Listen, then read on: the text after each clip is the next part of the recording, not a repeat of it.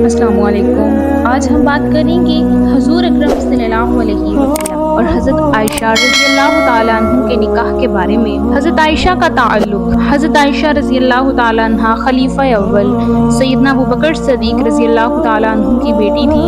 ان کا تعلق قریش کے نہایت معزز خاندان سے تھا۔ نبی کریم صلی اللہ علیہ وسلم کی پہلی اہلیہ حضرت خدیجہ رضی اللہ تعالیٰ عنہ کے انتقال کے بعد آپ صلی اللہ علیہ وسلم کو غم اور دکھ کا سامنا رہا۔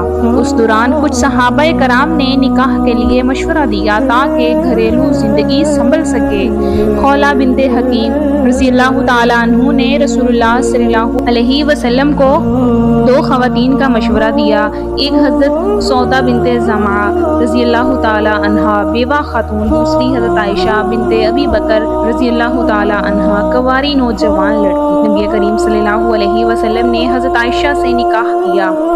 نکاح مکہ مکرمہ میں ہوا اور یہ اعلان حضرت ابوبکر رضی اللہ تعالیٰ عنہ کے گھر میں کیا گیا۔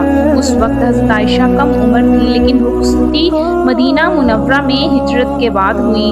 مدینہ منورہ میں ہجرت کے بعد حضرت عائشہ رضی اللہ تعالیٰ عنہ کی رخصتی نبی کریم صلی اللہ علیہ وسلم کے ساتھ ہوئی۔ اس وقت وہ سن شعور کو پہنچ چکی تھی۔ حضرت عائشہ رضی اللہ تعالیٰ عنہ کو ام المؤمنین کا درجہ حاصل ہوا۔ وہ نبی کریم صلی اللہ علیہ وسلم سے دین، عبادات اور گھریلو معاملات سیکھتی اور بعد میں امت کو منتقل کرتی۔ تقریباً 2200 سے زیادہ احادیث انہی کے ذریعے امت کو ملی۔ نبی کریم صلی اللہ علیہ وسلم ان سے بے حد محبت فرماتے تھے اور اکثر صحابہ کرام فرماتے کہ نبی کریم صلی اللہ علیہ وسلم کو حضرت عائشہ سب سے زیادہ محبوب تھی۔ پیارے ناظرین، اللہ تعالیٰ نے حضرت عائشہ رضی اللہ تعالیٰ عنہ کو یہ عظیم شرف عطا فرمایا کہ وہ رسول اللہ کی زوجہ بنے۔ نکاح مکہ مکرمہ میں ہوا، لیکن رخصتی مدینہ میں ہجرت کے بعد ہوئی۔ یہ وہ وقت تھا جب اسلام کو پھیلانے کے لیے نبی کریم صلی اللہ علیہ وسلم کو ایک مضبوط اور سمجھدار ساتھی کی ضرورت تھی، اور حضرت عائشہ رضی اللہ تعالیٰ عنہ نے یہ کردار خوب نبھایا۔ حضرت عائشہ رضی اللہ تعالیٰ عنہ کی زندگی پاکیزگی، عفت اور عبادت سے بھرپور تھی۔ وہ روزے رکھتی، راتوں کو قیام کرتی، غریبوں پر خرچ کرتی۔ ان کے گھر میں دنیاوی ساز و سامان بہت کم تھا، لیکن اللہ کی یاد اور نور سے وہ گھر جگمگاتا تھا۔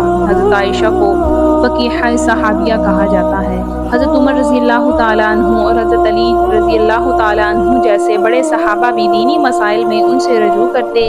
امام زہدی فرمایا کرتے تھے کہ اگر حضرت عائشہ کا علم سب عورتوں کے علم کے ساتھ جمع کیا جائے تو حضرت عائشہ کا علم سب پر بھاری ہوگا۔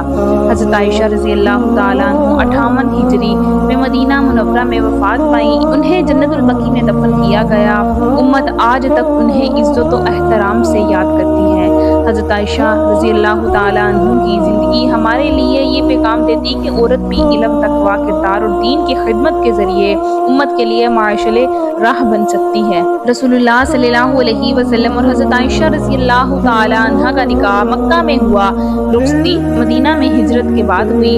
حضرت عائشہ کو اللہ تعالیٰ نے غیر معمولی فہم و فراست اور علم عطا کیا، اسی وجہ سے فقیہہ صحابیہ اور علم و حدیث کی بڑی معلمہ بنی۔ پیارے ناظرین، یہ تھی ہمارے پیارے نبی حضرت محمد مصطفیٰ صلی اللہ علیہ وسلم اور حضرت عائشہ رضی اللہ تعالیٰ عنہ کے نکاح کے متعلق کچھ واقعات۔ آپ کو یہ واقعہ کیسا لگا؟